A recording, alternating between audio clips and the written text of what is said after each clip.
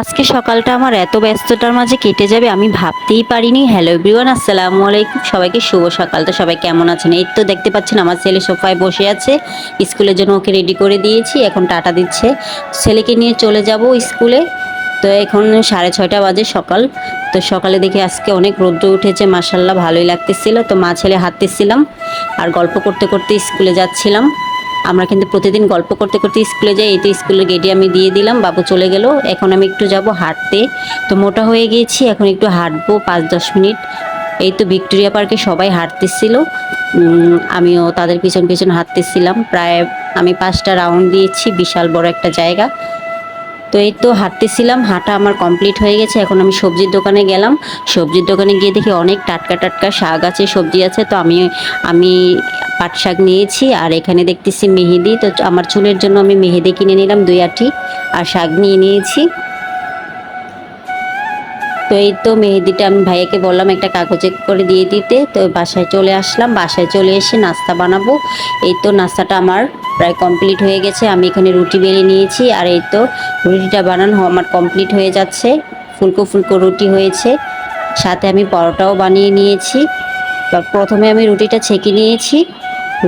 রুটিটা ভালো করে ছেঁকে এই তো আমি হটপটে ঢুকিয়ে দিলাম। এখন পরোটাটা ভেজে নিচ্ছি মুচমুচা করে।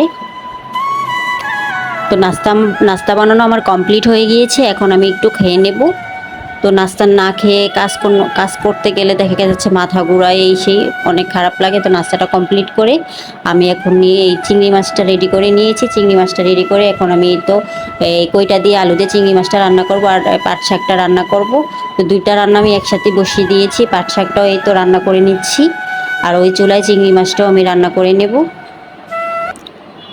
সকাল সকাল তাড়াহুড়ো করেই রান্না করতে হয়, আর সকালে একটু আমার অন্যরকম হয়ে গেছে। মানে এই তো ছেলেকে দিয়ে স্কুলে দিয়ে এসে রান্না বান্না করতে একটু সময় লেগে যায়, সেজন্য। তো এখানে পাট শাকটাও রান্না শেষ। এখন চিংড়ি মাছটা ভালো করে কষিয়ে নিয়েছি।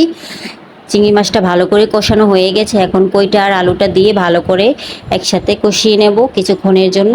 তো একটু পরপর এসে আমি তরকারিটা নেড়ে দেব।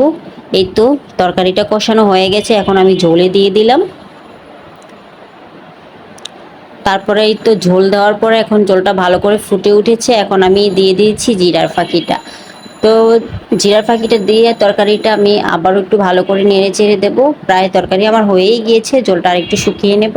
তো কইটা দিয়ে চিংড়ি মাছ দিয়ে আলু দিয়ে খেতে কিন্তু খুবই দারুণ লাগে। যারা যারা এখনও খাননি একবার হলেও বাসায় ট্রাই করবেন। আমার খুবই খুবই প্রিয় একটি তরকারি, আমাদের বাসায় সবাই পছন্দ করে এই তরকারিটা সচরাচর। তো যাই হোক, আমি সবসময় রান্না করি। তো আমার রান্নাটা কেমন হয়েছে সবাই কিন্তু কমেন্টস করে জানাবেন। আজকে রান্না বান্না শেষ আমার আজকের মতো।